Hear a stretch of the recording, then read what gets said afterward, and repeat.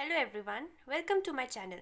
तो फिर पिछले लेक्चर में हमने बेसिक्स ऑफ वेक्टर्स सीखा था और addition of two collinear vectors सीखा था। आज हम आगे बढ़ते हैं और हम addition of two non collinear vectors सीखेंगे। तो फिर addition of two non collinear vectors में कई लॉज होते हैं। इन लॉज को हम एक एक करके अब सीखेंगे। So let's begin. तो पहला आपका आता है triangle law of vector addition. इसमें क्या होता है? If two vectors are represented completely in magnitude and direction by two sides of a triangle taken in same order, then the third side taken in opposite order represent the resulted completely in magnitude and direction. देखो क्या कह रहा है ये। जैसे आपके यहाँ पे दे रखे हैं दो वेक्टर्स P एंड Q, ठीक है। ये क्या रिप्रेजेंट कर रहे हैं? साइड ऑफ द ट्राइंगल, ठीक है। ये एक OA एक साइड है और AB दूसरी साइड होगी आपकी, ठीक है। इसे कैसे रिप्रेजेंट किए गए? वेक्टर P से और वेक्टर Q से। तो फिर ये क्या कह रहा है? जो इसके ट्रायंगल की थर्ड साइड होगी ना, ठीक है, ये P और Q वेक्टर का रिजल्टेंट होगा, ठीक है। बस इतना कह रहा है, बहुत ईजी है। ये चीज़ याद रखना आप, क्योंकि ये आगे भी काम आने वाला है। ट्रायंगल ऑफ वेक्टर एडिशन, ठीक है। OA या आपकी OA, AB या आपकी AB is equal to OB, ठीक है।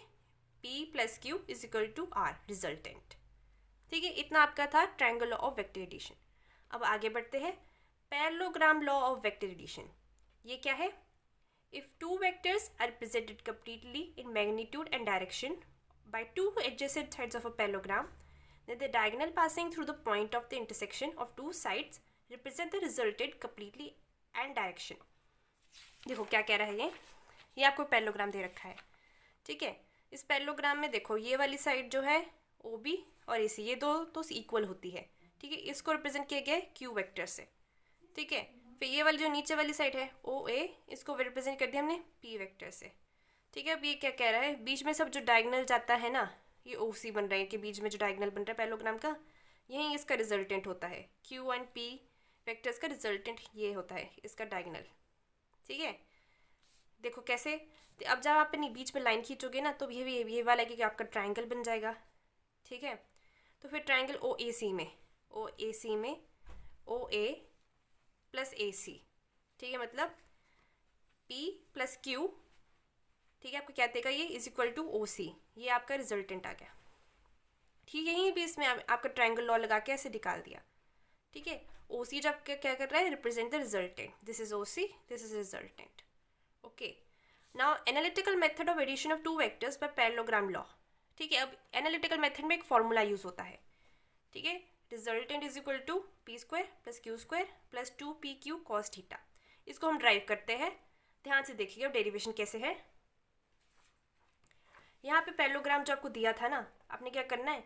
यहाँ पे जो C पॉइंट था ना, यहाँ से C पॉइंट है, आपके ने खींच देना है परपेंडिकुलर, ठीक है।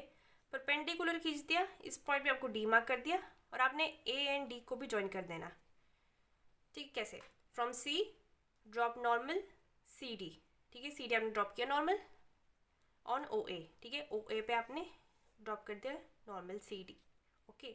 In right angle triangle OCD, अब देखो यहाँ पे राइट एंगल ट्रायंगल बन जाता है OCD, क्योंकि यहाँ पे आपका क्या है? 90 डिग्री, ठीक है। तो फिर राइट एंगल ट्रायंगल बन गया। अब ट्रायंगल OCD में हम देखते हैं OC square, this is OC square, ठीक है। ये आपका OC है। यहाँ पे आप पाइथागोरस थ्योरम लगाते हैं इस ट्रायंगल में। OC square is equal to OD square plus CD square, ठीक है। ये पाइथागोरस थ्योरम आपने लगाई। अब देखो आगे क्या किया। अब जो आपका OD है वो किसके बराबर हो गया? ये आपका पूरा एक OD है, ठीक है। ये देखिए इस तरह, ये आपकी OD है। OD किसके बराबर होगी? ये OA और AD के, ठीक है। सो यही क्या उसने यहाँ पे OD स्क्वायर की जगह हमने OA प्लस AD लिख दिया प्लस CD स्क्वायर, ठीक है। उसके बाद देखो क्या किया। अब आपको पता तो होगा ना formula, A plus B square, maths का formula, is equal to A square plus B square plus 2AB। यही इन्होंने किया यहाँ पे। इसको यहाँ पे ऐसे खोल दो, ठीक है। OC square is equal to OA square plus AD square plus 2OA into AD plus CD square, ठीक है। यहाँ तक आपका ये हमने मार्क कर दिया इक्वेशन 1। चलिए अब आगे बढ़ते हैं। अब ट्रायंगल ACD, ठीक है। अब यहाँ पे देखो ट्रायंगल ACD, ये भी एक राइट एंगल ट्रायंगल है। इसमें इन्होंने क्या किया? इन्होंने इधर साइन थीटा फाइंड किया और कॉस थीटा फाइंड किया। ठीक है, साइन थीटा क्या होता है आपका, sine theta is equal to perpendicular over hypotenuse. यहाँ पे आप देखिए आपका परपेंडिकुलर क्या है, सी डी, सी डी लिख दिया। ठीक है, और आपका हाइपोटेन्यूज है ए सी। ऑलराइट, ठीक है, उसके बाद यहाँ पे उन्होंने कॉस थीटा भी फाइंड किया है। कॉस थीटा आपका क्या होता है, base over hypotenuse.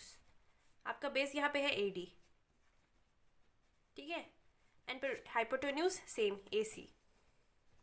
Then what they did, इन्होंने यहाँ पे आपका जो सी डी है ना यहाँ पे रख दिया, सी डी यहीं पे रख दिया और ए सी को उधर ले गए। C D is equal to A C plus sine, A C sine theta.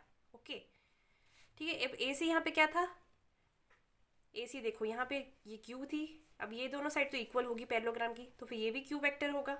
ठीक है, तो फिर ए सी की जगह हम यहाँ पे क्यू लिख दिया, क्यू साइन थीटा। इसको मार्क किया एज इक्वेशन 2। ऑलराइट, यहीं पे सेम यहाँ पे भी किया, कॉस थीटा यहाँ पे ए डी ओवर ए सी था, इन्होंने क्या किया, ए सी की जगह यहाँ पे क्यू लिख दिया। ठीक है, और यही क्या, इन्होंने ए डी यहीं पे रहने दिया, क्यू को उधर ले गए। A D is equal to Q cos theta, ये आपको आ गया। ठीक है, इसको इक्वेशन 3 मार्क किया। ठीक है, अब ये जो हमने इक्वेशन फाइंड की 2 एंड 3 को हम इक्वेशन 1 में डाल देंगे। ठीक है, इस वाली इक्वेशन में डाल के देखते क्या आता है। तो फिर इस इक्वेशन 1 में ओ सी आपका क्या था, ओ सी आपका रिजल्टेंट आर रिप्रेजेंट कर रहा है, तो फिर हमने इसकी जगह आर लिख दिया। ठीक है, आर स्क्वायर हो गया। ओ ए आपका क्या था, ओ ए पी। ठीक है, हमने पी को यहाँ पे डाल दिया। ठीक है, फिर आपका ए डी क्या था, ए डी हमने यहाँ पे फाइंड किया था, क्यू कॉस थीटा, यहाँ पे ए डाल दिया। ठीक है, नेक्स्ट ओ ए, अगेन हमने पी यहाँ पे डाल देंगे। ठीक है, फिर क्या है A D, similarly A D हम यहाँ पे डाल देंगे कि क्या बन गया 2 PQ cos थीटा। ठीक है, उसके बाद C D square, C D भी हमने फाइंड किया था, यहाँ पे C D Q sine theta था, हमने क्यू साइन थीटा डाल दिया। ठीक है, ऐसी वैल्यूज हमने सब्सटीट्यूट कर दी सारी। ठीक है, नेक्स्ट व्हाट वी डिड, ये देखो यहाँ पे पी आ रहा है। ठीक है, यहाँ पे पी हमने ये लेने दिया, यहाँ पे देखो क्यू, क्यू कॉमन आ रहा है। ठीक है, हमने इसको इकट्ठा ले लिया।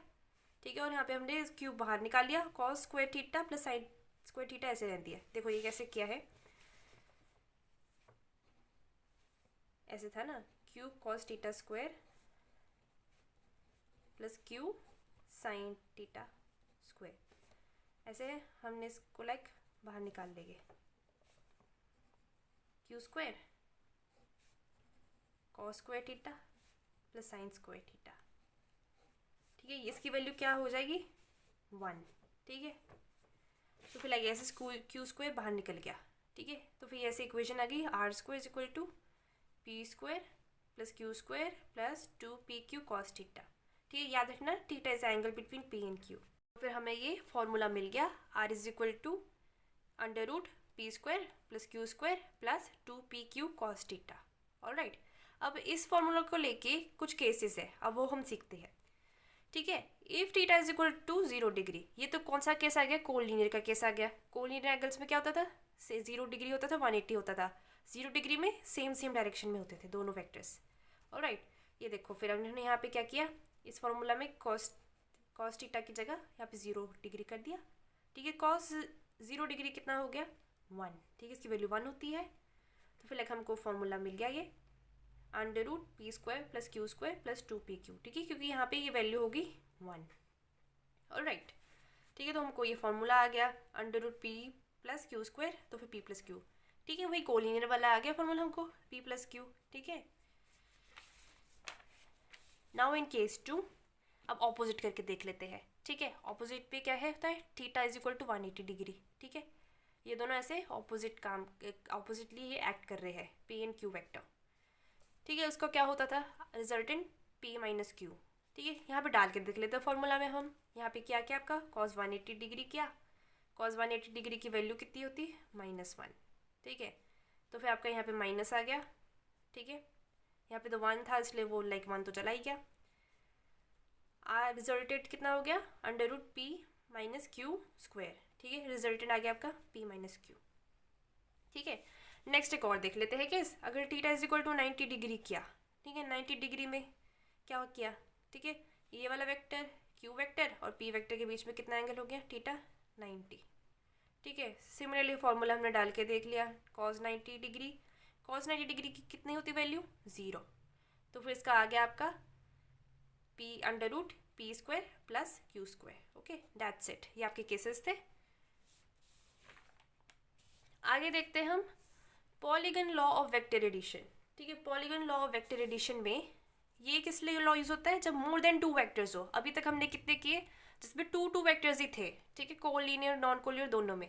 ठीक है, लेकिन वेक्टर्स 2 से ज़्यादा हो फिर हम क्या करेंगे, उसके लिए हम polygon law of vector addition use करते हैं। This law is use to add more than 2 vectors if number of vectors is represented completely in magnitude and direction by the sides of a polygon taken in same order will represent resultant completely। ठीक है, ये देखो क्या बता रहे हैं। देखो in triangle O A B, आपको पहले तो ये पॉलीगन ने बना के दे दिया। ठीक है, यहाँ पे O A B C D ऐसे मार्क कर दिया हमने।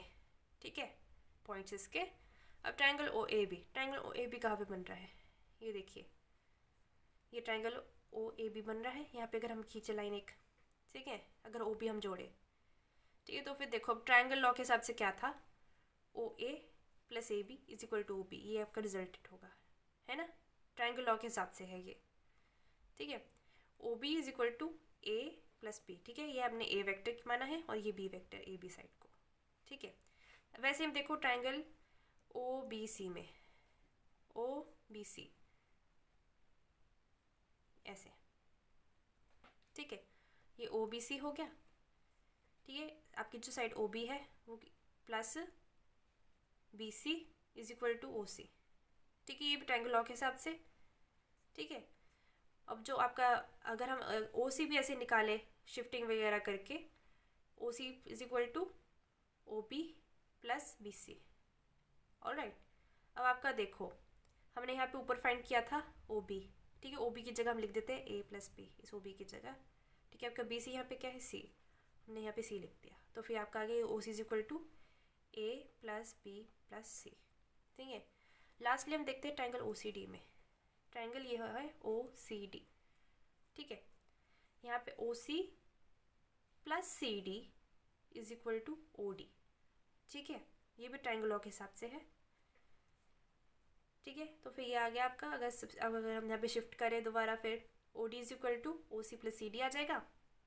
ओ सी फिर अगर हमने फाइंड कर चुके हैं ए प्लस बी प्लस सी, ये डाल दिया हमने यहाँ पे, और लास्ट पे क्या रह गया आपका सी डी, ये डी के बराबर प्लस डी लिख दिया। तो फिर ये आपका जो है रिजल्टेंट रिप्रेजेंट कर रहा है आर। ओ डी आपका हो गया रिजल्टेंट। ये था आपका polygon law of vector addition. This was very easy. ठीक है, अब प्रॉपर्टीज देख लेते हैं लास्टली हम। प्रॉपर्टीज ऑफ वेक्टर एडिशन में क्या है, इट इज कम्यूटेटिव। ठीक है, कम्यूटेटिव कैसे, 2 वेक्टर्स आपको दे रखे हैं ए प्लस बी, तो फिर ये किसके बराबर हो सकता है, बी वेक्टर प्लस ए वेक्टर। अब आगे पीछे ऐसे करके लिख सकते हो। ठीक है, दोनों की सेम वैल्यू रहेगी एडिशन में। Next property, it is distributive. ठीक है, आप कुछ भी मल्टीप्लाई करो इससे, दोनों वेक्टर से मल्टीप्लाई होगा। ठीक है, आपने जैसे लैम्डा किया तो फिर इसकी वैल्यू क्या आ जाएगी, लैम्डा ए प्लस लैम्डा बी। ठीक है, इट इज़ एसोसिएटिव। ठीक है, आप यहाँ पे ऐसे लिख दो, अब ए plus B vector plus C vector. ठीक है, आप ए को ऐसा छोड़ दो अकेला। ठीक है, बी और सी को साथ में भी ले सकते हो। ठीक है, ऐसे भी कर सकते हो, ये एसोसिएटिव हो गया। ठीक है, if vectors are of equal magnitude and symmetrically place then the resultant is 0। Okay, अगर वेक्टर्स जो होते हैं, अगर कोई भी लाइक वेक्टर्स होते हैं कहीं पे ऐड कर रहे हैं, वो लाइक इक्वल मैग्नीट्यूड हो, ठीक है, और लाइक सिमेट्रिकली प्लेस कर दिया हमने, तो उनका रिजल्टेंट किसके बराबर हो जाता है, 0 के बराबर हो जाता है। So that's all for today. Thank you so much.